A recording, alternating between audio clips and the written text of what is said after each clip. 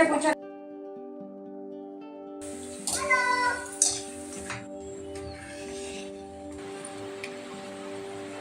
फैला देना चाहते हैं।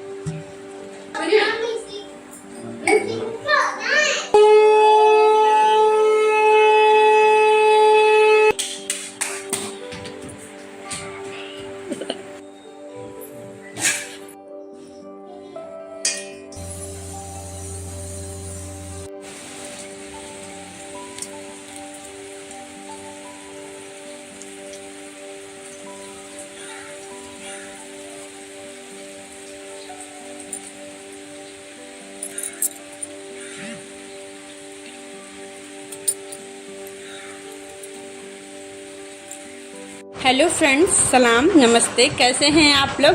आई होप आप सब बहुत अच्छे होंगे, जहाँ भी होंगे मस्त होंगे और व्यस्त होंगे। एक बार फिर से आपका स्वागत अपने चैनल पे करती हूँ। आज का जो ब्लॉग है वो सैटरडे की दोपहर से ही मैंने स्टार्ट किया है। आज के ब्लॉग में मैं अपने लड्डू गोपाल की छठी मना रही हूँ। मैं पहली बार उनकी छठी मनाऊंगी, क्योंकि मैंने जन्माष्टमी भी पहली बार ही मनाई है, क्योंकि लड्डू गोपाल पहली बार मेरे घर पे आए हैं। तो मैं मेरे से जितना हो सकेगा, मैं अपनी मन से, अपनी श्रद्धा से जितना मुझे आता है उतना ही मैं उनके लिए करूँगी। और मैं आशा करती हूँ कि लड्डू गोपाल मेरे घर का भला करें और साथ में आपके घर का भी भला करें। जितने भी दुख दर्द आपके हैं, जितनी भी परेशानियां आपकी हैं, सब वो हर कर ले जाएं।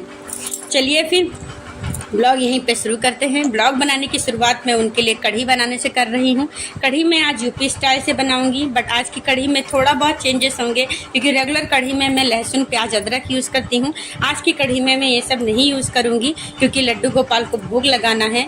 लोग कहते हैं कि नहीं डालना चाहिए, पर मेरी सोच यही है कि जैसा हम खाते हैं वैसा ही हम उनको खिलाएं। बट सबने कहा तो मैंने कहा छोड़ो, मैं भी नहीं आज डालूंगी।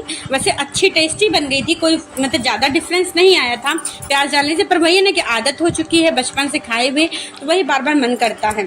चलिए फिर कढ़ी बनाना शुरू करते हैं। कढ़ी बनाने के लिए मैंने 2 चम्मच बेसन ले लिया है, उसको खूब अच्छा से उसका पेस्ट बना लिया है। जब तक उसकी जितनी भी, वैसे आपको छान के बेसन लेना चाहिए, मैंने बेसन छाना नहीं था। छाने के बाद मुझे याद आया, जब मैंने उसको मिला लिया तब मुझे पता चला कि इसको छान लेना चाहिए था, तो जल्दी बन जाता। पेस्ट वैसे पेस्ट बनने में दिक्कत हो रही थी, पर काफ़ी ज़्यादा मुझे विस्क करना पड़ा, पर फाइनली वो पेस्ट बन गया। उस पेस्ट पे मैंने 1 चम्मच लाल मिर्च डाली थी, 1 चम्मच नमक डाला था, थोड़ा सा जीरा डाला था और थोड़ी सी हींग डाली थी। बाकी और रेगुलर चीज़ों में मैं अलग चीज़ें डालती हूँ, बट आज के दिन तो लड्डू गोपाल के लिए बना रही थी, तो उनके हिसाब से ही बना रही थी। ज़्यादा स्पाइसी मैंने नहीं किया, क्योंकि सुना है बच्चों को ज़्यादा कड़वा नहीं पसंद आता है। तो जब ये मेरी पकौड़ियाँ जब मेरा अच्छा सा घोल बन गया है, तो फिर मैंने उसको एक कटोरी में डाल के चेक कर लिया कि क्या उसका मतलब वो उठ रहा है कि नहीं। अगर वो उठ रहा है, इसका मतलब है कि आपका जो बैटर है बहुत अच्छे से फूल चुका है, बन चुका है। उसके बाद मैंने छोटी छोटी जितनी छोटी मैं बना पाई हूँ उतनी छोटी मैंने पकौड़ियाँ बनाई हैं। ये देखिए, खोलकर मैंने इसका खोलकर आपको दिखा भी दिया है कितनी क्रंची और कितनी अच्छी बनी है। वैसे सब लोग कहते हैं मेरे घर वाले कि मैं पकौड़ियाँ अच्छी बना लेती हूँ, मैं तो मेरी पकौड़ियों में गुत्थी नहीं मिलेगी, बहुत ही फ्लफी बनती हैं। उसके बाद उसी में, जिसमें मैंने बैटर घोला था, उसी में मैंने थोड़ा सा और बेसन ले लिया है, 1 कटोरी, और 1 कटोरी दही ले लिया है। 250 ग्राम दही था मेरा, और 200-150 ग्राम बेसन होगा।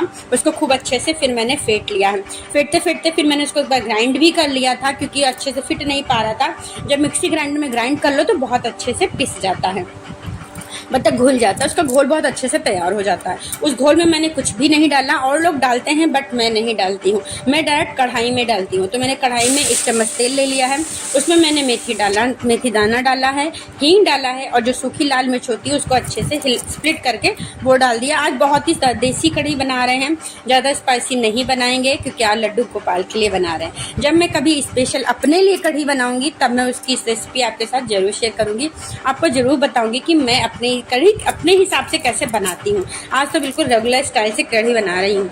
उसके बाद डाल के उसमें खूब अच्छे से मैंने जब घोल डाल दिया, कहते हैं घोल डालने के बाद उसको लगातार चलाते रहिए जब तक उसके अंदर उबाल नहीं आ जाता। अगर आप बीच में उसको छोड़ देंगे तो वो फट जाती है। वैसे अगर मेरे हिसाब से अगर आपने एक बार उसको ग्राइंडर में चला लिया है तो बहुत ही रेयर कंडीशन होता है कि कढ़ी फटे, क्योंकि वो पहले से ही फिट चुकी होती है, घुल चुकी होती है। फिर भी कढ़ाई में मैं लगातार चलाती रहूँगी, क्योंकि ज़्यादा कुछ मुझे भी नहीं आता है, मैं भी लोगों से पूछ के, देख के, सुन के ही सीख रही हूँ। अभी उतना ज़्यादा मुझे भी नॉलेज नहीं है, जितना पता है उतना मैं आपको बताती जा रही हूँ। ये जब कढ़ी में खूब अच्छे से उबाल आ जाएगा तो फिर उसमें हम क्या करेंगे, नमक मिला देंगे। लोग कहते हैं कढ़ी में उबाल आने के बाद ही नमक मिलाना चाहिए, इसलिए मैं भी कढ़ी में उबाल आने के बाद ही नमक मिलाती हूँ। कभी कभी मैं जल्दी भी मिला देती हूँ, कोई फर्क मेरी कढ़ी पे नहीं आता है। और आई होप सो भगवान की कृपा से मेरी कढ़ी आज तक फटी नहीं है। मैंने हर तरीके का एक्सपेरिमेंट करके देख लिया है और काफ़ी स्पंजी मतलब फ्लफी फ्लफी बनती है, फोर्थी टाइप की मेरी कढ़ी बनती है। तो कढ़ी में अच्छे से उबाल आ गया है। धीमी गैस करके कढ़ी को जितनी देर तक आप पकाएंगे कढ़ी उतनी ही टेस्टी बनती है। कढ़ी का नाम ही है उसको कढ़ना, उसको धीमी आंच पे धीरे धीरे धीरे धीरे कढ़ाते हैं, इसलिए उसका नाम ही कढ़ी है। जितना धीमी गैस पे वो धीरे धीरे पकेगी उतनी ही ज़्यादा वो सौंधी सौंधी अच्छी सी लगेगी। वैसे मेरी कढ़ी टेस्टी बनी थी, अच्छी बनी थी। लास्ट के ब्लॉग में आपको पता चल जाएगा मेरी कढ़ी कैसी बनी थी।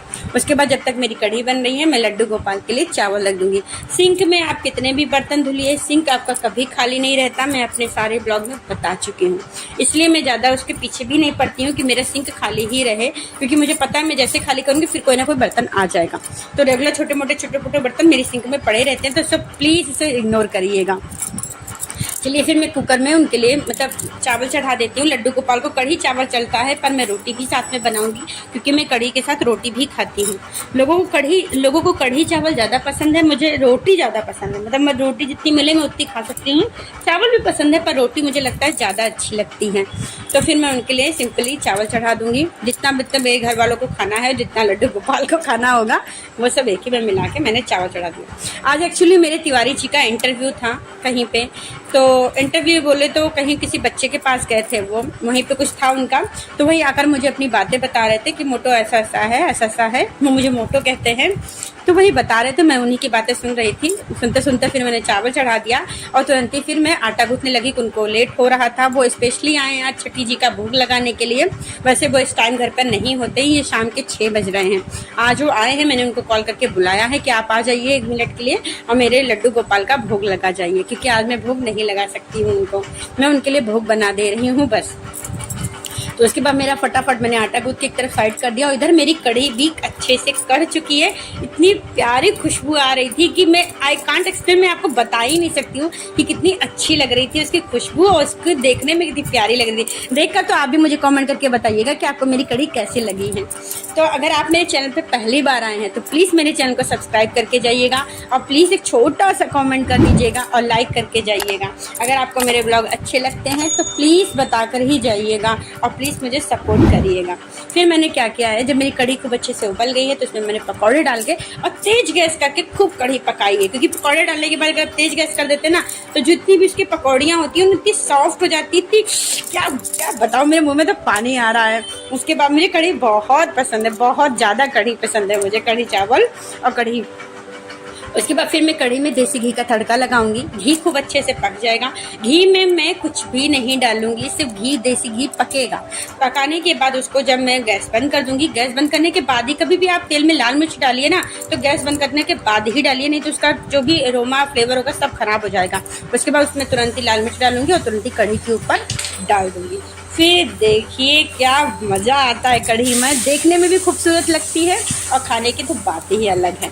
तो इधर मेरी कढ़ी बनके तैयार हो गई। मैंने उसके भगोने में ट्रांसफ़र कर दिया, क्योंकि कढ़ाई का ढक्कन बंद नहीं कर सकते थे और भगोने का ढक्कन बंद कर दिए। तो कढ़ी बना के मैंने साइड में कर दी और इधर मैं फटाफट रोटियां बनाने में जुट गई, क्योंकि तिवारी जी बार बार मुझे कॉल कर रहे हैं, कह रहे हैं लेट हो रहा है, जल्दी करो, लेट हो रहा है, जल्दी करो, मैं ज़्यादा देर तक नहीं रुक पाऊंगा। तो फिर मैंने फटाफट स्पीड में, जितनी स्पीड मेरे पास है मैं तो रोटियाँ बनाई। वैसे रोटियाँ मैं बहुत स्पीड में बनाती हूँ। कभी मैं मेरे घर वालों से पूछिएगा, कभी Q&A होगा तो जरूर पूछिएगा, सब बताते हैं कि मैं रोटियाँ बहुत तेजी से बनाती हूँ। आज फिलहाल मैं गोल पे नहीं जाऊंगी क्योंकि लेट हो रहा है, तो मैं जल्दी जल्दी बनाऊंगी।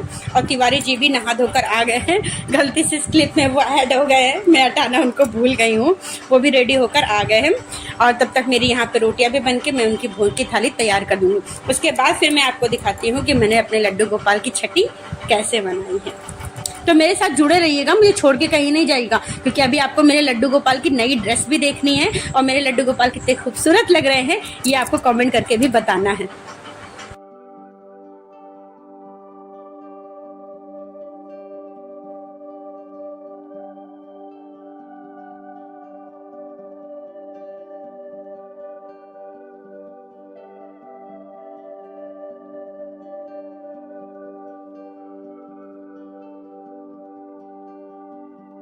पूरा खाना बनाने के बाद मैंने यहाँ पे लड्डू गोपाल की थाली लगा दी है।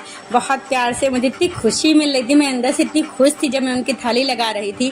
मैंने स्पेशली उनके लिए बनाया है, उनको खाने के लिए। और ये मेरी थाली बन के तैयार हो चुकी है। कमेंट करके ज़रूर बताना मेरी थाली कैसी लगी। उसके बाद मैंने तिवारी जी से तुलसी दल रखवा दिया है। कहते हैं तुलसी दल रखने के बाद पूरी तरीके से वो खाना पवित्र हो जाता है। वो खाना कभी कम भी नहीं पड़ता है, ये भी खासियत है। और उस खाने का जो स्वाद बढ़ता है वो बता नहीं सकते। मेरी भावनाएं जो भी मेरा ब्लॉग देख रहा है वो समझ रहा होगा।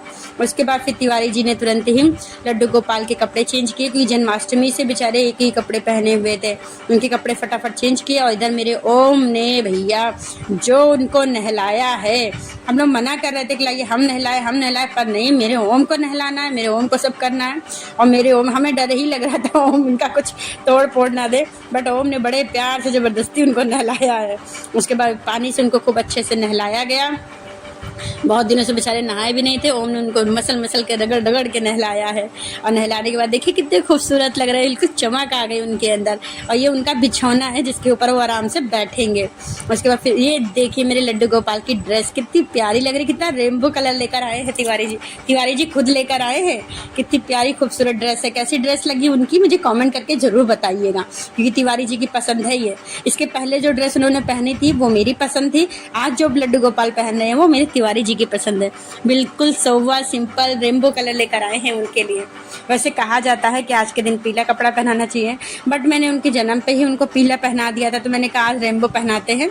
भगवान जी खुश रहेंगे, उनको भी अच्छा लगेगा रंग बिरंगे कपड़े पहन के। तो वो लेकर आए हैं उनके लिए। उनको जो फटाफट उनकी जो भी ज्वेलरी है, जो भी उनके गहने हैं, वो तिवारी जी उनको पहना रहे हैं। अच्छा बताइए इनकी बिक कैसी लगी, इनके बाल कैसे लग रहे हैं आपको। उसके बाद फिर उनको नजरिया पहना रहे हैं। कहते हैं छठी वाले दिन नजरिया पहनाई जाती है ताकि मेरे लड्डू गोपाल को किसी की नजर न लगे। थू थू थू थू थू थू, मेरे लड्डू गोपाल को किसी की नजर ना लगे। और कैसे लग रहे हैं मेरे लड्डू गोपाल, ये कमेंट करके जरूर बताना। कोई भूलनेगा नहीं, बता कर ही जाएगा।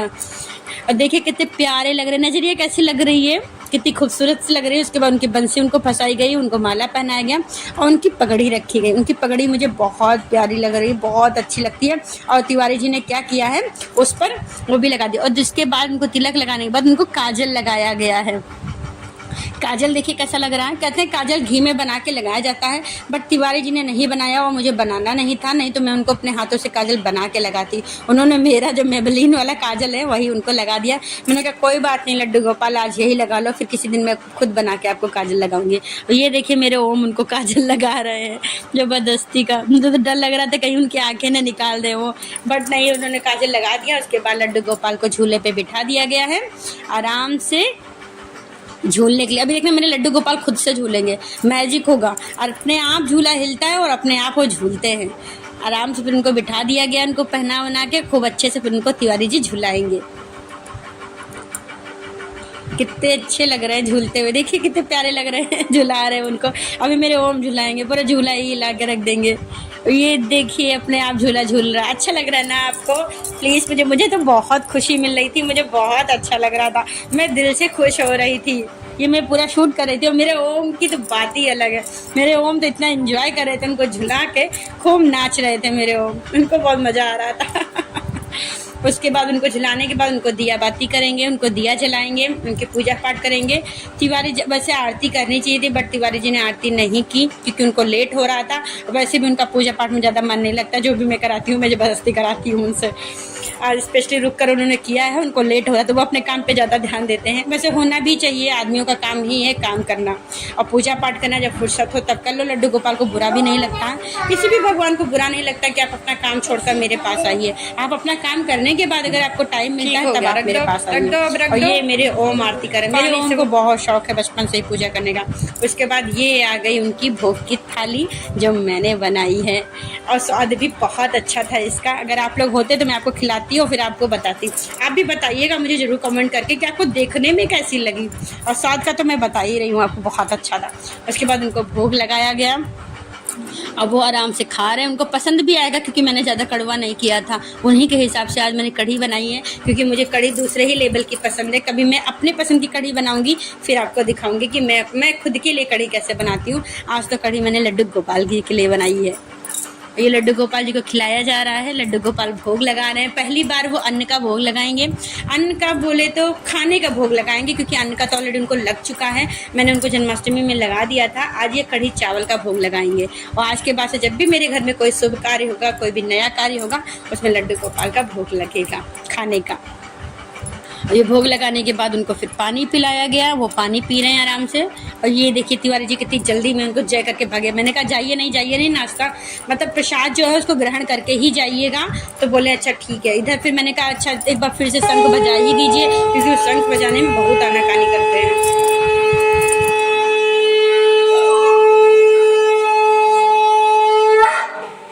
जय हो।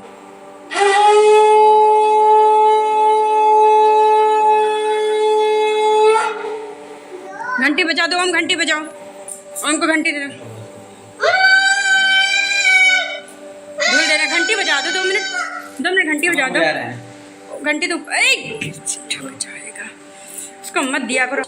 आप लोगों ने मेरे तिवारी जी की शंखनाद सुनी, कैसी लगी? और ये रहे मेरे लड्डू गोपाल जी, कैसे लगे प्लीज दोनों चीज कमेंट करके बताइएगा कि मेरे जो है तिवारी जी ने शंखनाद कैसे की और मेरे लड्डू गोपाल देखने में कैसे लग रहे हैं। और जो तिवारी जी करते हैं वही ओम को करना होता है। ओम के हाथ में जब भी शंख जाता है मुझे बहुत डर लगता है, क्योंकि इतनी नाजुक चीज होती है और ओम उसको बिल्कुल भी केयरलेसली लेते हैं, बिल्कुल ध्यान नहीं देते। तिवारी जी उनको आराम से पकड़ा भी देते हैं।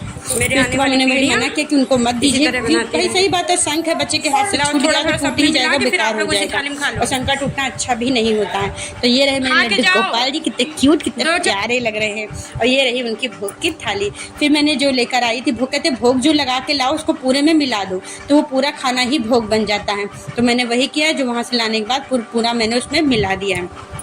और इधर मैंने तिवारी जी की थाली भी लगा दी। मैंने कहा आप कुछ खा लीजिए तभी जाइए, क्योंकि उसके बाद फिर उन्होंने कहा चलो ठीक है मिलाओ, मैं थोड़ा सा खा लेता हूँ फिर मैं जाऊँ। मैंने कहा भोग लगा कर ही जाइए, अब आए हैं तो भोग लगा लीजिए, नहीं तो पहले मुझे ही खाना पड़ेगा, क्योंकि आप तो 10 बजे तक आएंगे। तो मैंने कहा आपने भोग लगाया, आप पहले खा लो, उसके बाद ही फिर मैं। तो उन्होंने कहा अच्छा तुम भी एक और खा लो। तो मैंने कहा चलो मैं भी एक और खा लेती। तो उसी में मैंने एक और खा लिया कि दोनों सबका एक साथ ही भोग लग जाए, सब लोग एक साथ ही मतलब खा लो। मैंने भी दोपहर से सुबह से कुछ भी नहीं खाया था, सिर्फ चाय पी थी इस चक्कर में कि जब उनका भोग लगेगा तो उसी भोग को ही मैं खाऊंगी। उधर ओम उठे बैठे हैं, क्योंकि ओम सुबह के जगे हुए हैं, एक बार भी बीच में सोए नहीं थे, तो पूरी तरीके से थक चुके थे। उनको मिश्री खानी थी और मैंने लड्डू गोपाल को मिश्री का भोग नहीं लगाया था, क्योंकि मैंने जन्माष्टमी के दिन लगा दिया था। मैंने कहा था बाद में किसी दिन लगाऊंगी, तो उनको मिश्री खानी थी। और मैंने उनसे, वो मांग रहा था मुझसे सुबह ही, तो मैंने कहा शाम को जब भोग लगाएंगे तो उनको दे देंगे। बट वही है ना, तिवारी जी को भोग लगाना था। तिवारी जी इतनी जल्दी में थे ना कि आधी ज़्यादा चीज़ मुझे भुलवा ही दिए थे कि क्या करना है क्या नहीं करना है। तो मैं मिश्री का भोग लगा रही हूँ, उन्हें बोल रही थी। चलिए फिर आज का ब्लॉग यहीं पे खत्म करते हैं, फिर मिलते हैं आपसे अपने